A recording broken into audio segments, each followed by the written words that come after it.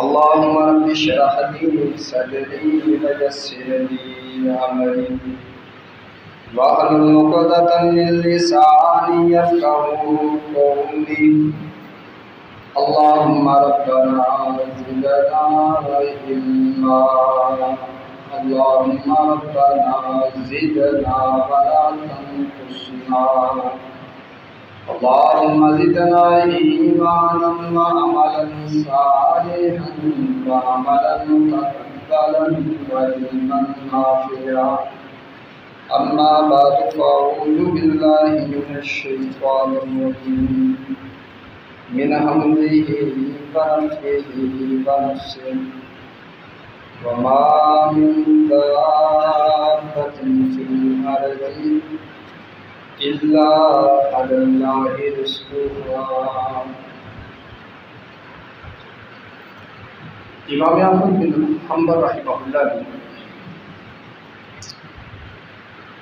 ایک واقعہ نقل کیا ہے. وہ کہتے ہیں کہ میں پرانے دفینوں اور پرانے خزانوں میں سے کچھ چیزیں ڈھونڈ رہا تھا اور میں نے دیکھا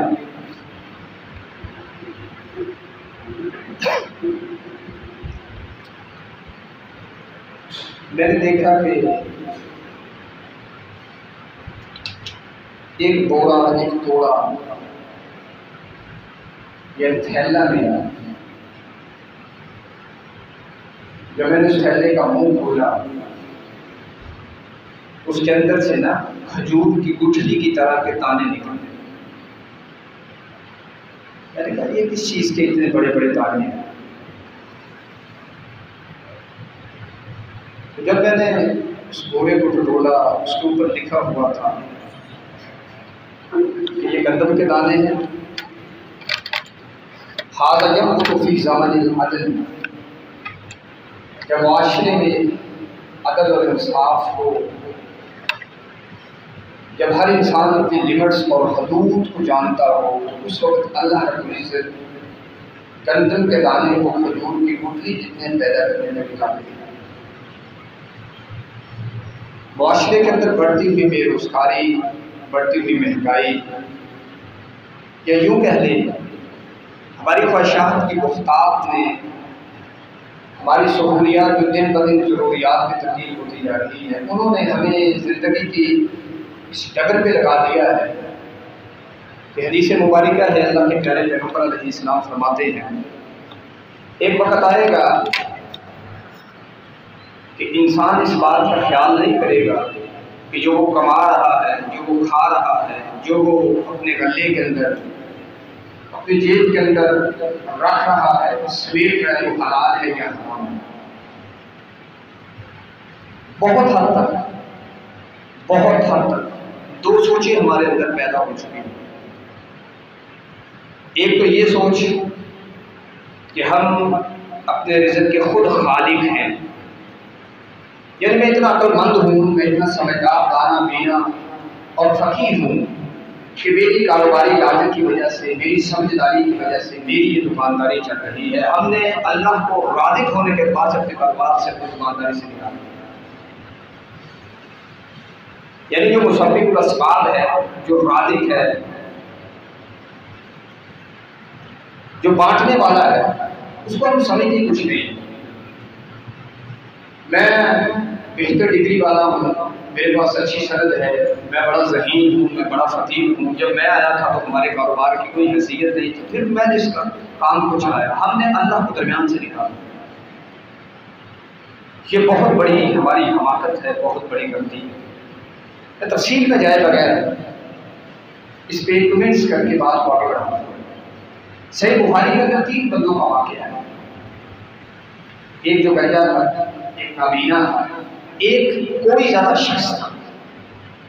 اللہ رب العزت نے اپنی خاص قدرت سے ان کو نواز دیا. کچھ عرصہ گزرا، پھر اللہ نے ان لوگوں کا امتحان لینے کا ارادہ کیا. 2 بندے اس امتحان میں فیل ہو گئے اور ان کی دلیل کیا تھی کہ ہم نے خود کمایا. مانگنے والا سائل، سوالی، فقیر کہہ رہا ہے کہ اللہ کے دیے میں سے آپ نے دیا نہیں، اللہ نے کون سا دیا ہے؟ یہ تو ہماری سمجھداری ہے، یہ تو ہماری دکانداری ہے، یہ تو ہم نے اکنامکس پڑھ رکھی ہے، ہم نے فلاں کر رکھا ہے۔ ہوا کیا کر اللہ نے سب کچھ چھین لیا۔ اور تیسرے نے جس نے کہا اللہ کا دیا ہے بھائی اتنا چاہیے لے جاؤ، اس نے کہا میں تو امتحان کے لیے ایک سوالی بن کے آیا تھا، ہوں فرشتہ لیکن انسانوں کے روپ میں، فقیر کے روپ میں، سائل کے روپ میں آیا ہوں، تمہارے امتحان کے لیے آیا تھا، تم امتحان میں کامیاب ہو چکے، تمہارے ساتھ والے جو 2 بندے تھے وہ ناکام ہو چکے، کیونکہ وہ سمجھتے تھے رازق ہم خود ہیں۔ ایک تو اس نقطہ نظر کو تبدیل کیجیے، مسبب الاسباب بھی اللہ ہے، رازق بھی اللہ ہے، رزق بانٹنے والا بھی وہ ہے۔ اور امام قرطبی رحمہ اللہ نے اس حدیث کو نقل کیا ہے، الجامع لاحکام القرآن قرآن پاک کی تفسیر ہے 13 جلدوں کے اندر عربی زبان کے اندر، انہوں نے اس حدیث کو نقل کیا ہے کہ اللہ اتنا بڑا رازق ہے کہ اگر دنیا میں جو لوگ زندہ ہیں، دنیا میں اگر 18,000 یا 18 کروڑ جتنی بھی مخلوقات ہیں، ہر مخلوق کی ہر جنس اور ہر جو مر چکے وہ بھی زندہ کر دیے جائیں، جو پیدا ہونے والے وہ بھی زندہ کر دیے جائیں، کسی چٹیل میدان میں کھڑے کر دیے جائیں، اور یہ سب مانگنے والے، سوال کرنے والے سائل اور یہ فقیر اپنی چاہت مانگے اللہ سے، اللہ اگر ان کی چاہت سے دگنا بھی دے تو اللہ کے خزانوں کے اندر اتنی بھی کمی نہیں آتی، جس طرح کہ ایک سوئی کو سمندر کے اندر گم کرے باہر نکالے تو ایک قطرہ کم ہو جاتا ہے، اللہ رب العزت کے خزانوں میں اتنی کمی نہیں آتی۔ تو اتنا بڑا رازق، وہ اتنا بڑا رازق کہ ہم نے اس رازق کو چھوڑ، اللہ کے نبی صلی اللہ علیہ وسلم کی کیا تعلیمات ہے، جوتی کا تسمہ بھی مانگنا ہے تو کس سے مانگنا ہے؟ اور اسی لیے آپ صلی اللہ علیہ وسلم کی عادت مبارکہ جب بھی گھر سے نکلتے کسی کام کی طرف سے تو آپ اشراق کی رفتے 2 پڑھتے نکلتے۔ بنیادی مسئلہ کیا ہے؟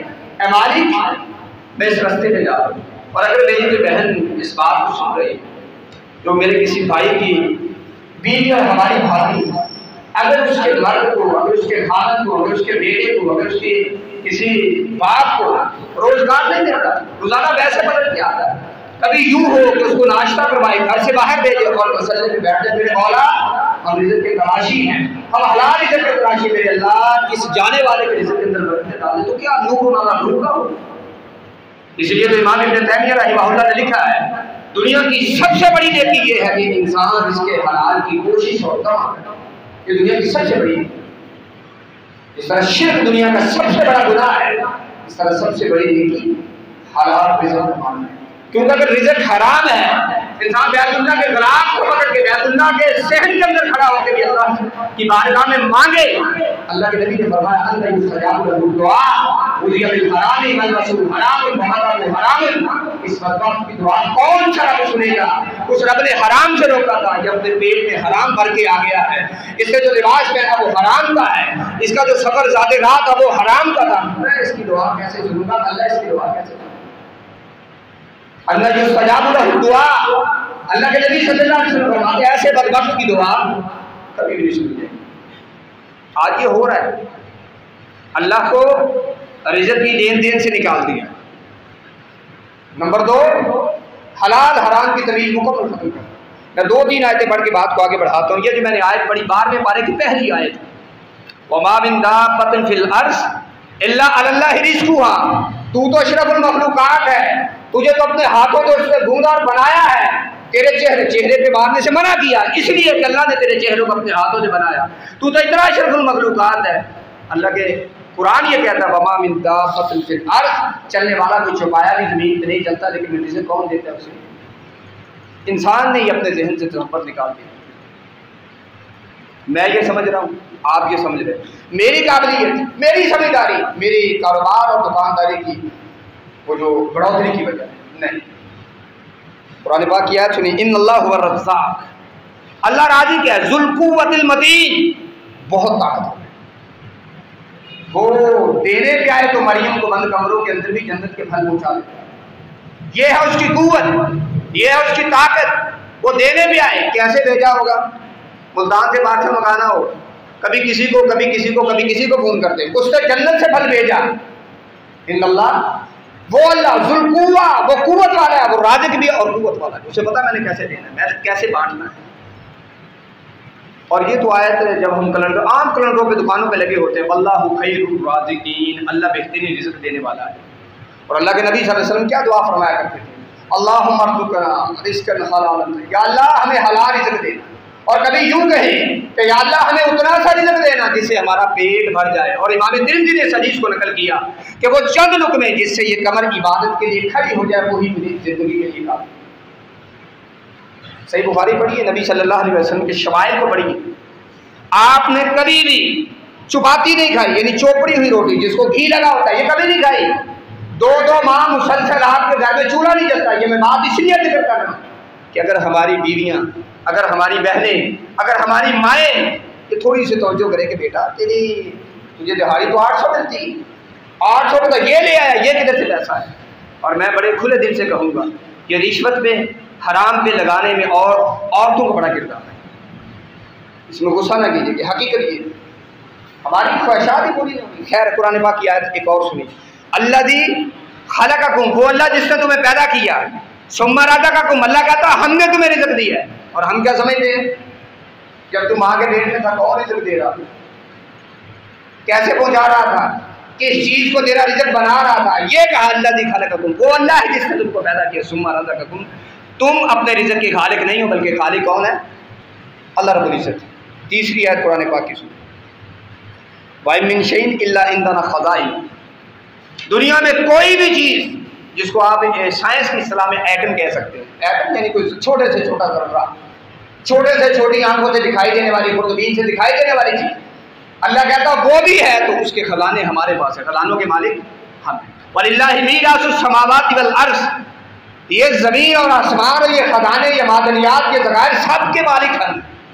ہمیں پھر بھی یقین نہیں آتا، ہم پھر بھی اسی لاجک پہ بیٹھے نہیں، میں سمجھ رہا ہوں اس سے مجھے یہ رزق نہیں، نوکری مجھے ملی ہے کیونکہ میں جی ایسا تھا ایسا تھا، نہیں نہیں، یہ تیرے رب کا تجھ پہ احسان ہے، اس نے اس کے حالات کے ادا کر، اس کا احسان۔ قرآن پاک کی ایک اور آیت سنیے، اللہ رب العزت اس آیت میں یوں فرماتے ہیں کہ ہم نے تمہارے درمیان تمہاری معیشت کو تقسیم کی، ہم نے، اللہ کہتے ہیں جس طرح اللہ کے نبی صلی اللہ علیہ وسلم کی حدیث ہے کہ جس طرح اللہ نے رزق بانٹا ہے اسی طرح اللہ نے اخلاق بھی بندوں کے درمیان بانٹا ہوتا ہے۔ یہ رزق اللہ کی تقسیم ہے۔ پہلا آج کی گفتگو کا نقطہ ذہن میں بٹھا لیں کہ آپ جتنے مرضی دانا بینا سمجھدار فقیہ ہیں، رازق اللہ رب العزت، اس مسبب الاسباب سے دعا کرتے رہیں، مانگتے رہیں، الہ العالمین تو رازق ہے، تو رزاق ہے، مجھے میرے اس کے حالات عطا فرما۔ پہلی آج کی گفتگو پر یہ۔ دوسری بات، کوشش کریں اپنے ہاتھ سے کمائیں۔ اللہ کے نبی صلی اللہ علیہ وسلم نے فرمایا کہ تمہارا بہترین رزق وہ ہے جو تم نے کمایا۔ میں نے کوئی 2007 کے اندر مسند احمد پڑھ رہا تھا تو میں نے ایک حدیث پڑھی، مجھے اس وقت سمجھ نہیں آتی تھی۔ حدیث یہ تھی کہ اللہ کے نبی صلی اللہ علیہ وسلم ارشاد فرماتے ہیں کچھ لوگ اس طرح رزق کمائیں گے جس طرح کہ گائے چارہ چرتی ہے۔ کچھ لوگوں کا ذریعہ آمدن اس طرح کا ہوگا کہ جس طرح گائے چارہ چرتی ہے تو اس کا پیٹ بھر جاتا ہے، لوگ بھی اپنے منہ سے رزق کمائیں گے۔ بڑا پریشان تھا، اس میں 2-3 مرتبہ تفسیر کو پڑھا، یعنی احادیث کی شرح کو 2-3 شرح کو پڑھا۔ پھر میں نے اپنے استاد سے پوچھا صاحب کیا معنی ہے اس کا، مجھے تو سمجھ نہیں آ رہی۔ وہ آج ہم میں سے ہر بندے کو سمجھ آ رہی ہے۔ ہر بندہ اپنے آپ کو اپنے ملک کا مالک سمجھتا ہے۔ یوٹیوب چینل بنا بندے رکھے ہو اور میرے یوٹیوب چینل کو سبسکرائب کرو، اتنا پیسہ ہے، اتنا پیسہ ہے۔ سب سے پہلے علماء سے یہ رائے دے دیں کہ یہ پیسہ جائز بھی ہے کہ نہیں۔ میں جو طالب علم ہوں مدرسے کے اندر جنگ موڑ میں جائیں، شیخ الحدیث سے مسئلہ پوچھیں کہ جائز بھی ہے، اور اگر جائز ہے تو اس کی کنڈیشنز کیا ہیں، اس کی ٹرمز کیا ہیں، اس کی شرائط کیا ہیں۔ ہر بندہ گھر میں عورتیں بیٹھی انہوں نے بھی یہ کام کرا، کوئی کچن میں داخل ہے، کوئی بے حیائی، صرف اس کا مقصد یہ ہے کہ بے حیائی ہے۔ ظاہر ہے انسان کے اندر جنس کے اعتبار سے، جن سے مخالف کیا دیکھنے کا، اس سے بیٹھنے سے، اس کی باتیں سننے کا، اس سے باتیں کرنے کا، تو انسان کے ہر انسان کے اندر اللہ ماشاء انسان کے اندر لگا ہوتا ہے کہ چلیں اس کو سنتے ہیں دیکھتے ہیں۔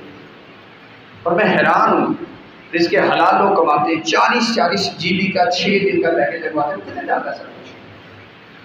اس میں تھوڑا سا غور کریں، علماء سے پہلے رائے لے لیں کہ یہ جو رزق کا لین دین ہے یہ صحیح ہے، الا ماشاء اللہ اگر وہ کہتے ہیں صحیح ہے، زندگی دلیل سے جیے، مرے تو دلیل کے ساتھ مرے، کم از کم وہ ترمذی شریف کی حدیث کو ذہن میں رکھیں، آپ صلی اللہ علیہ وسلم نے فرمایا لا تذوق فلوا ابن آدم حتی یسأل خمس، بندہ اللہ کی بارگاہ میں کھڑا ہے، اسے 5 سوال ہونے والے ہیں، 5 سوال ہوں گے،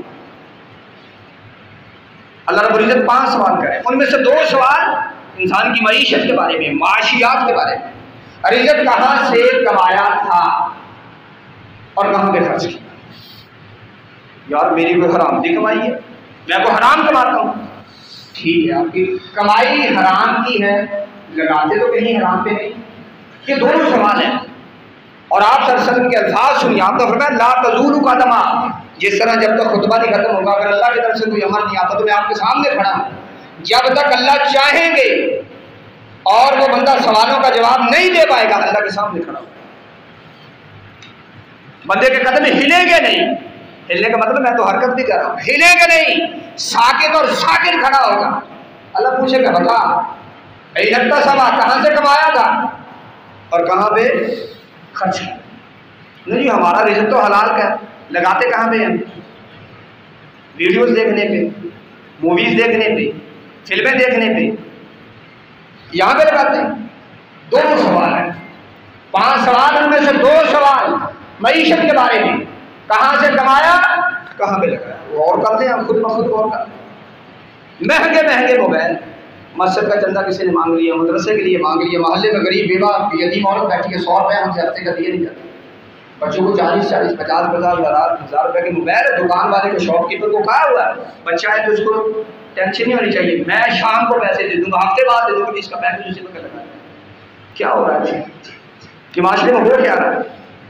ان سوالوں کے جواب میں نہیں پوچھ سکتا آپ سے، یہ وہ پوچھے گا جو میرا اور آپ کا پیدا کرنے والا، اور تب پوچھے گا۔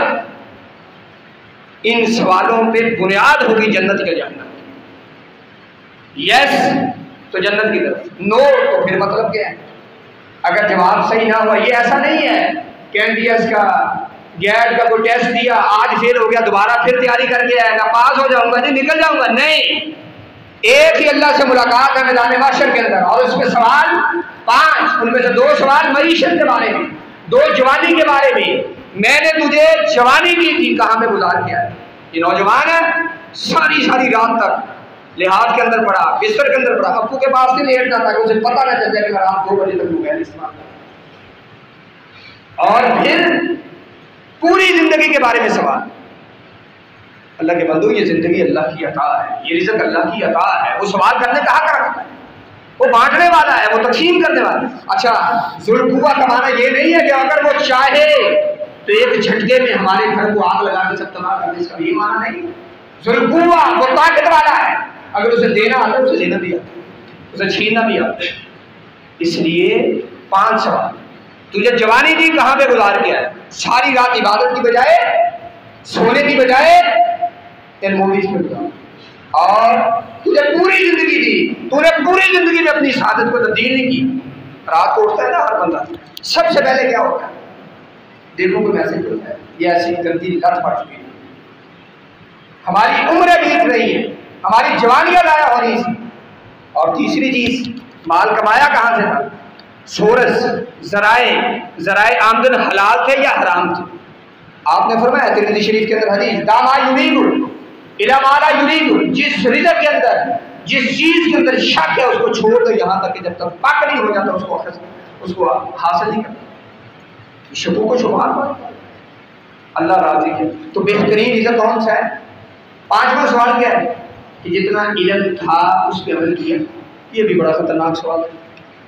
ہمیں سے کس بندے کو نہیں پتا نماز پڑھنی چاہیے؟ کوئی بندہ ہاتھ کھڑا کرے، میں اسے بتاتا ہوں کتنی نمازیں فرض ہیں، کسی بندے کو نہ پتا ہو، کوئی بندہ ہاتھ کھڑا کر کے کہے جی مجھے نہیں پتا کہ والدین کی فرما برداری کرنی چاہیے، کوئی بندہ ہاتھ کھڑا کر کے کہے جی مجھے نہیں پتا شراب حرام ہے، کس مسئلے کا نہیں پتا بھائی؟ یہ 5واں سوال ہے میدان محشر میں، اور ان 5 سوالوں کی بنیاد پہ جنت کے جہنم کا فیصلہ ہے۔ آج کی میرا دل کرتا ہے یہیں پہ بات بند کروں. یہ 5 سوال دل و دماغ میں لکھ کے جائیں پوری گفتگو کا خلاصہ ہے. جوانی ملی کہاں پہ گزار گیا, تو یہ عمر ملی کہاں پہ سایہ کر گیا, رزق کہاں سے کمایا تھا کہاں خرچ کیا, اور جتنا علم تھا اس پہ عمل کیا گیا. بڑا خطرناک فکر آخرت پہ بہترین ہے.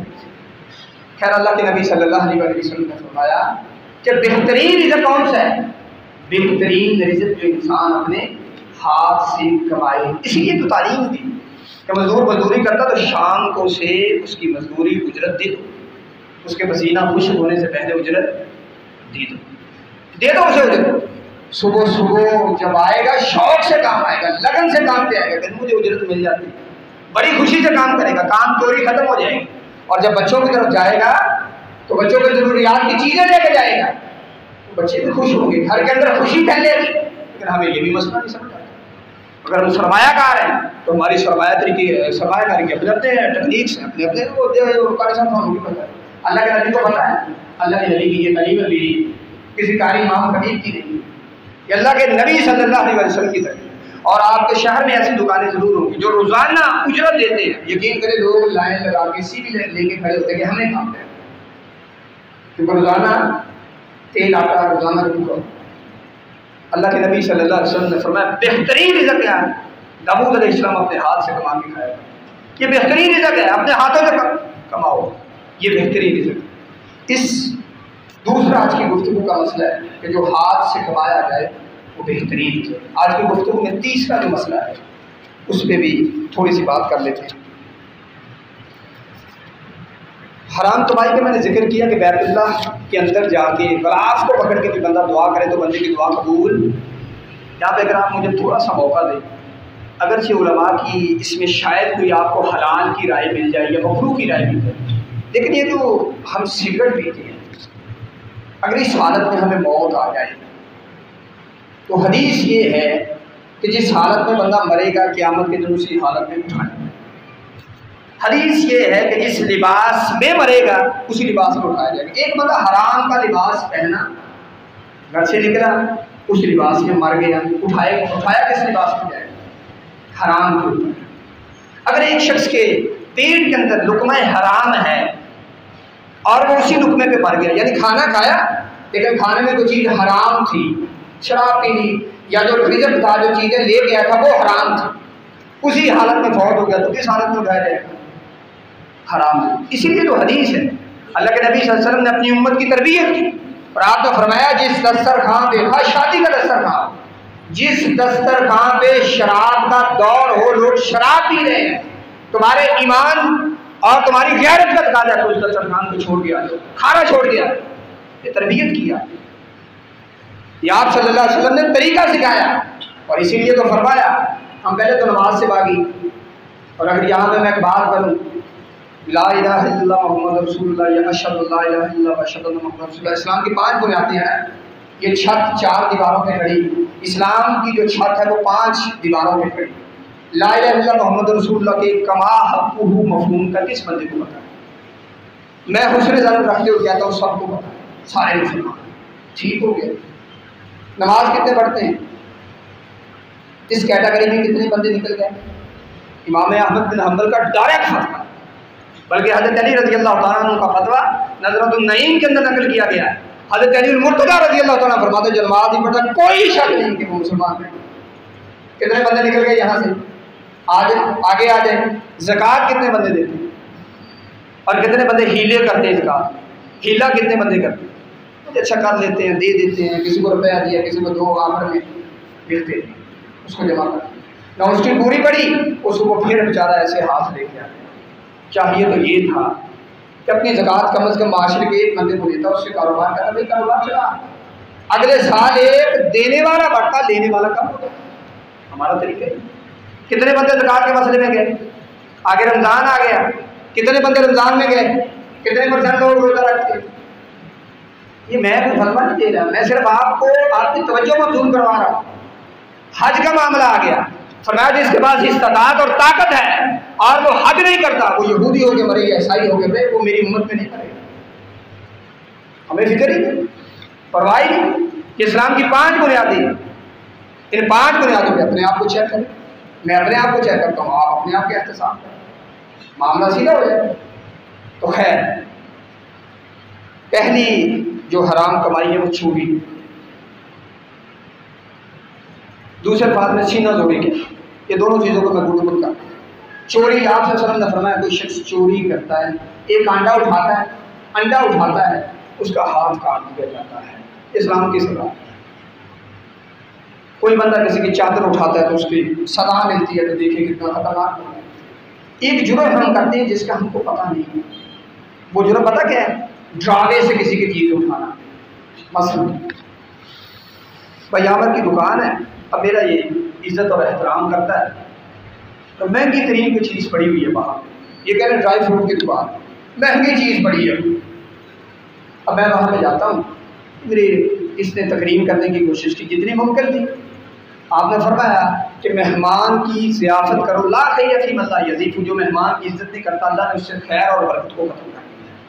اس لیے مہمان کی عزت کرنی چاہیے، لیکن مہمان کو بھی اپنی عزت کرنا چاہیے. اب میں وہاں پہ گیا، میں نے وہاں سے کوئی چیز آدھا کلو اٹھائی، وہ کہہ رہے کہ جو تقریباً 4-5 ہزار پیسے، 2,000 کا بیٹھے بیٹھے وہاں پہ نقصان. اب یہ سوچتا ہے کہ شاید اٹھتے ہوئے پیسے دیں گے، ابھی پیسے دیں گے، کرتے کراتے میں ویسے ہی رفو چکر ہو گیا. آپ صلی اللہ علیہ وسلم نے فرمایا، امام مسلم نے اس حدیث کو نقل کیا ہے، من انتہب نہبۃ فلیس. آپ نے فرمایا جو کسی کو ڈرا دھمکا کے چیز اٹھاتا ہے وہ ہم میں سے نہیں. اکثر لوگ سبزی والے کے پاس جاتے ہیں، فروٹ والے کے پاس جاتے ہیں، 2-4 کیلے پہلے اٹھا کے 150 روپے 200 روپے 250 روپے درجن ہے، 2 کیلے ویسے توڑ کے کھا لیں گے. یہ کیا ہے؟ اس کو کیا کہتے ہیں؟ یہ حدیث کے لفظ ہے، من انتہب نہبۃ فلیس منا. آپ کا فرمایا جو اس طرح لوگوں کو ڈرا کے، یا کسی کوئی شخص ایسا عہدے والا ہے، رتبے والا ہے، لوگ اس سے ڈرتے ہیں اور وہ اپنی اس ڈراوے کے تسلط پہ یا ڈراوے کی وجہ سے لوگوں سے چیزیں ایسے ہتھیار دیتے ہیں. چلو یار آپ کو چلو دے، کسی کا موبائل پکڑ لے جا میں نہیں دیتا، کسی کو چیز پکڑ لی میں نہیں دیتا. یہ اسلام کے اندر یہ بھی چوری اور حرام اور سینہ زوری کے اندر آتی ہے. یہ آپ کے الفاظ میں من انتہب نہبۃ فلیس منا. آپ کا فرمایا کوئی بندہ اس طرح اٹھا کے کہتا کہ میں حلال کھا رہا ہوں، حلال نہیں کھا رہا، یہ تو اتنا بڑا حرامی ہے کہ قیامت کے دن بھی میری امت میں سے اس کو نہیں اٹھایا. اتنا خطرناک جرم ہے بھائی، یہ معمولی جس کو ہم نے سمجھا، یہ بڑا خطرناک جرم ہے. اس لیے تو فرمایا لقمہ حرام کھانے والے کی 40 دن تک کی عبادات اللہ اپنی بارگاہ میں قبول نہیں فرمایا. جس کے پیٹ میں ایک لقمہ حرام، اس کی 40 دن کی عبادات، نماز فارغ، روزے فارغ، زکوٰۃ فارغ، اس بندے کے اذکار فارغ. اپنے آپ کو یہ متقی سمجھ رہا ہے، لیکن اللہ کی بارگاہ میں وہ لقمہ حرام کا آج تک اثر ہے. وہ جو ثمامہ بن اسال کا واقعہ ذکر کیا جاتا ہے، اسے مسجد نبی کے ستون کے ساتھ باندھ دیا. اب جب باندھ دیا گیا تو آپ صلی اللہ علیہ وسلم نے پہلے دن جا کے اس کو تبلیغ کی. اس نے کہا جی میں نہیں آپ کو مانتا. بڑی سخت باتیں تھی، بڑی کڑویلی کسیلی باتیں. دوسرے دن بھی آپ نے کی، تیسرے دن بھی اس نے وہی لہجہ اختیار کیا اور آپ صلی اللہ علیہ وسلم سے انتہائی تپا ہوا ہے. ایسے ایسے الفاظ کہہ کے ممبر پہ کھڑے ہو کے ہم اپنے نبی کے بارے میں نہیں کہہ سکتے. لیکن آپ نے ایک چیز کی، آپ صلی اللہ علیہ وسلم ہمیشہ یعنی روزانہ 3 دن تک اسے مسجد نبی میں رکھا بطور قیدی. 3 دن آپ صلی اللہ علیہ وسلم کے گھر سے کھانا آتا تھا. کھانا کدھر سے آتا تھا؟ نبی مکرم صلی اللہ علیہ وسلم کے گھر سے. محدثین نے بڑا کمال کا نقطہ اٹھایا. تیسرے دن جب چھوڑ دیا، اس نے کہا ان تقتل زیادہ میں، اگر تو قتل کرے گا تو میرے پچھڑے آگے میرے برسا آگے تجھ سے بدلا لے گا، اگر چھوڑ دے گا میں بادشاہ ہوں، بادشاہ پھر اکرام سے عزت سے نوازتے. آپ صلی اللہ علیہ وسلم نے فرمایا بھائی اسے چھوڑ، صرف چھوڑو نہیں، اسے مدینے کی سرحد پار کروا دو، کیونکہ میں نے پہلے آرڈر دیا تھا کہ جو بھی اس کو دیکھے اس کو قتل کر دے. اب چھوڑ کے آنا کہ اللہ کے نبی نے کہا نہیں اسے کچھ نہیں. اب جا رہا ہے، مسجد سے نکلا، تھوڑا سا دور گیا، واپس آ گیا. میں نے واپس جانا، پتا نہیں مجھے حکم ہے، میں نے چھوڑ کے آنا مدینے کی سرحد. نہیں جی میں نے واپس جانا. آپ صلی اللہ علیہ وسلم کی بارگاہ میں پہنچا، آپ کی خدمت میں آیا. اس نے کہا مجھے کلمہ پڑھائی، مسلمان. وہ مسلمان ہو گئی. یہ ہے حدیث. اس کا جو خلاصہ، اس کا فائدہ زبدہ اور خلاصہ وہ کیا ہے کہ اللہ کے نبی صلی اللہ علیہ وسلم کے گھر سے کھانا آتا تھا. اس برکت کھانے کی تاثیر سے اللہ نے اس کی فکر کو تبدیل کر دیا، اس کی سوچ کو تبدیل کر دیا.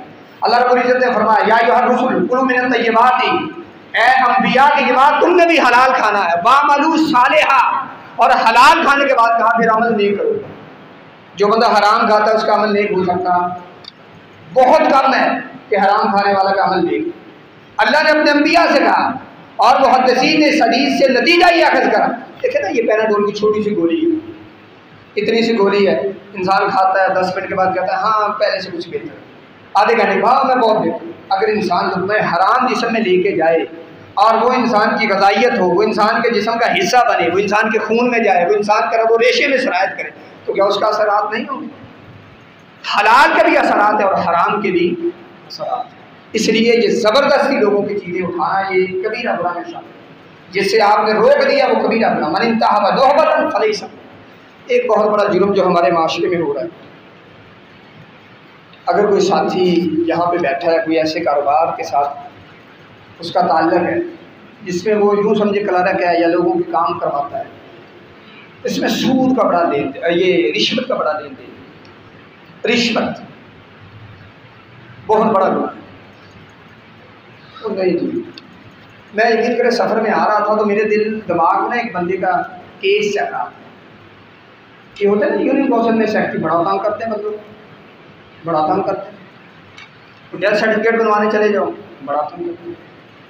پچھلے دنوں میں کسی سروے میں تھا، لوگوں کے گھروں میں گیا، لوگ سارے لوگ گالیاں دے رہے تھے، اور بڑا گندی نسل ہے، بہت گندی نسل ہے۔ جو جاتا ہے ڈیتھ سرٹیفکیٹ، کسی کا باپ مرا ہے 10,000 روپیہ دیتے سرٹیفکیٹ بن جائے، یہ کیا بھائی تجھے یہاں پہ گورنمنٹ نے کیوں رکھا ہوا ہے؟ کیوں رکھا ہے تجھے لوگوں کی سہولت کے لیے رکھا ہے، لیکن کیا کر رہے ہیں؟ رشوت لے رہے ہیں۔ اور سامنے حدیث لگی ہوئی، الراشی والمرتشی کلاہما فی النار، رشوت دینے والا اور لینے والا دونوں جہنم میں، سامنے لگی ہے، ٹھیک ہے؟ ادھر کیمرہ لگا ہے، تھوڑا سا پیچھے ہو کے بیٹھے ہیں، ہاں جی یہاں پہ ڈیل کرتے ہیں تاکہ پتہ۔ میں نے ایسے ایسے لوگ دیکھے جو مسجد میں نماز پڑھتے کہتے چل باہر کھڑے ہو کے ڈیل کرتے ہیں۔ اگر آپ کا واسطہ پڑا ہے ایسے لوگوں سے تو بندہ اللہ کی پناہ میں جائے۔ حدیث لگی سامنے لیکن شرم اور حیا نہیں، اور اگر آپ جاتے باقی محکموں کئی محکموں میں حدیث اوپر یہاں پہ لگی ہوئی ہے، نیچے کھڑے ہو کے ڈیل ہو رہی ہے، یعنی یہ حدیث پہ مکمل عمل کر رہے ہیں، نعوذ باللہ، یعنی اللہ کے نبی کی حدیث کا کیا کر رہے ہیں؟ مذاق۔ اللہ اور اس کے رسول کی تعلیمات کا مذاق نہیں انسان کو۔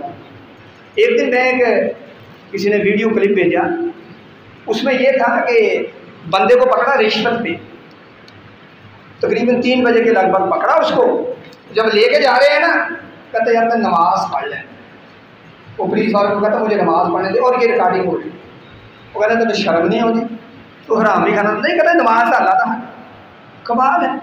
ان الصلاۃ تنہا عن الفحشاء والمنکر، جس کی نماز اس کے بے حیائی سے اور برے کاموں سے نہیں روکتی، بھائی اپنی نماز پہ غور کرے، وہ نماز پڑھ رہا ہے، عبادت کر رہا ہے یا عادت کر رہا ہے۔ قرآن پاک نے اس کا معیار ذکر کیا ہے، ان الصلاۃ تنہا عن الفحشاء والمنکر، نماز ہر بے حیائی سے انسان کو روکتی ہے، ہر بے حیائی سے۔ اگر وہ نمازی بھی ہے اور بے حیائی کے کام بھی کرتا ہے، نمازی بھی ہے ملاوٹ بھی کرتا ہے، تو پھر یہ بندہ مسلمان تو شاید ہو لیکن یہ بندہ نمازی نہیں۔ کوالٹی یہ ہے نماز کی کہ نماز بندگی کے اندر ہے، انسان اللہ سے ڈرتا ہے۔ اس لیے رشوت کا لین دین بھائی اس سے معذرت کر لیں۔ اور ہمارے کچھ ساتھی ادھر بیٹھے ہوں گے جو ملازم ہیں، پتہ کیا کرتے ہیں؟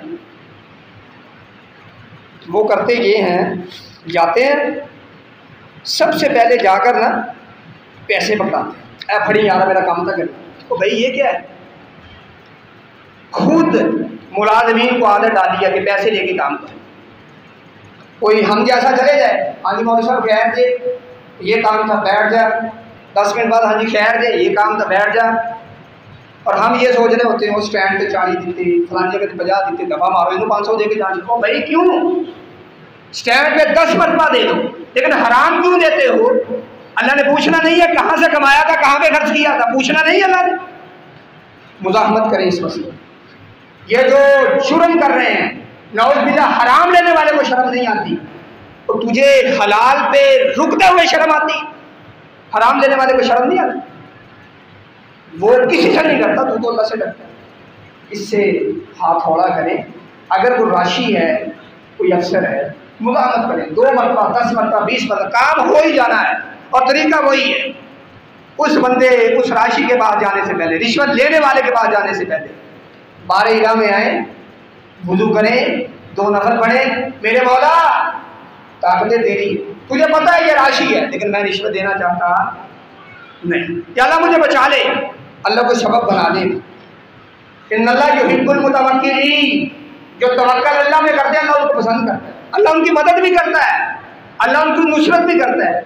आज की गुफ्तगू में एक और बात, और इसमें हम बहुत ज़्यादा मुब्तला है, सूदी लेन देन, कारोबार सूदी, पैसे पे प्रॉफिट लेना, पैसे पे प्रॉफिट, इसको सूद कहती है। डायरेक्ट मैंने किसी शख्स से 1 लाख रुपया लिया, हाँ ठीक है ले लो, वापसी आपने 1,20,000 करना, बस भाई किस चीज़ का ना ले, फिर ना लो भाई, हमने तेरे घर में जाकर तेरी मदद की है कि हमसे पैसा दो। अल्लाह के नबी सल्लल्लाहु अलैहि वसल्लम ने फरमाया सदका करने, ये सदका करने से 1 मरतबा सवाब मिलता है, किसी को कर्ज देने से 18 मरतबा उतनी दौलत का सवाब मिलता है। हम देने के लिए तैयार ही नहीं किसी को। और यहाँ पे एक और भी मैं बात जिक्र करना चाहता हूँ, कर्ज अगर इस नीयत से लिया जाए कि मैंने देना है, मालिक इंसान को तौफीक दे देता है, ये हदीस का तर्जुमा है। अगर इंसान देने की नीयत से ले तो मालिक इंसान को देने की तौफीक अता फरमा देता है, और अगर इंसान बदनीयता हो, इसको दबाना है, इसको आगे चलाना है, तो अल्लाह के नबी सल्लल्लाहु अलैहि वसल्लम ने फरमाया पैसा आता जाता रहता है लेकिन उसे देने की तौफीक मिलती। सूदी कारोबार अपनी माँ से कम 72 मरतबा बदकारी करने देना, ये हदीस का तर्जुमा है। एक हदीस में आता है जो सूद का लेन देन करता है वो अपनी माँ से, जब भी वो सौदा करता है वो अपनी माँ से 36 मरतबा बदकारी करता है। तेरी माँ की तरफ कोई नजर उठा के देखे, तेरी गैरत बड़ी जागती है, तू खुद बगैरत बन के अपनी माँ से 36 मरतबा बदकारी करता है क्योंकि सूद का कारोबार करता है। कभी गौर नहीं किया? या तो तेरे नबी की हदीस ठीक नहीं है, वो ठीक है, अल्लाह से सच्चा कोई नहीं, उसके रसूल से सच्चा कोई नहीं, तेरी फिक्र के अंदर गलती है। सूद का लेन देन छोड़। और आप सल्लल्लाहु अलैहि वसल्लम ने फरमाया कि सूद के लेन देन की वजह से बड़ा है तो आओ जाओ रहता है, लेकिन अल्लाह आखिरत में मईशत को तबाह फरमा देते हैं। और आज की गुफ्तगू की आखिरी जो बात है वो पता क्या है? कस्में उठा के सामान बेचना, कस्में उठा के, अल्लाह की कस्में नहीं देती, अल्लाह की कस्में पूरे बाजार चल जाए तो चंगी है ही नहीं किसी को, बहुत से बंदों के पास पड़ी। आपने फरमाया कस्में उठाने से माल बिक जाता है लेकिन अल्लाह उससे खैर और बरकत को खत्म करता है।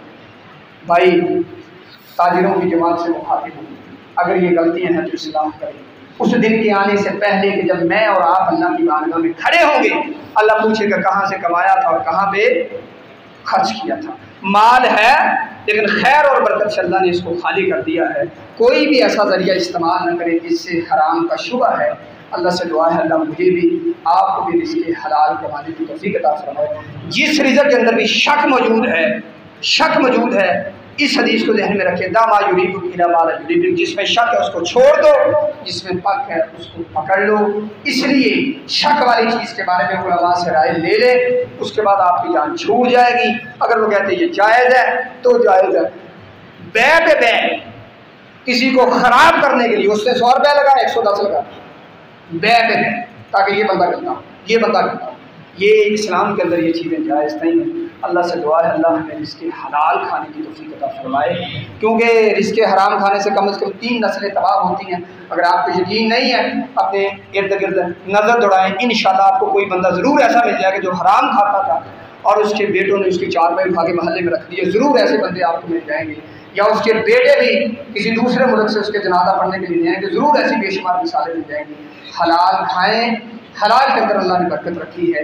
जब इंसान हलाल खाता है अल्लाह हमने सारे के इंसान को तौफीक अता फरमा देते हैं। अल्लाह से दुआ है अल्लाह मुझे भी और आपको भी इसके हलाल खाने की तौफीक अता फरमाए। आखिर दावा में अल्हम्दुलिल्लाह रब्बिल आलमीन।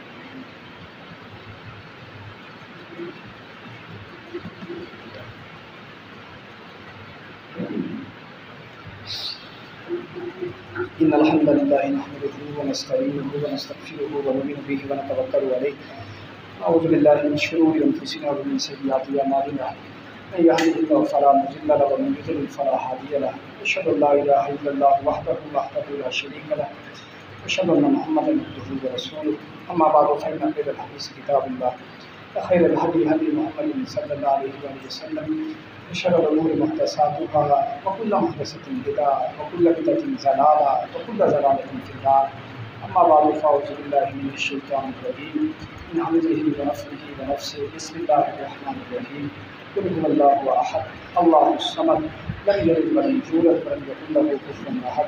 اللهم احفظنا وانت خير الحافظين. اللهم ارزقنا رزقا حلالا طيبا واسعا وانت خير الرازقين.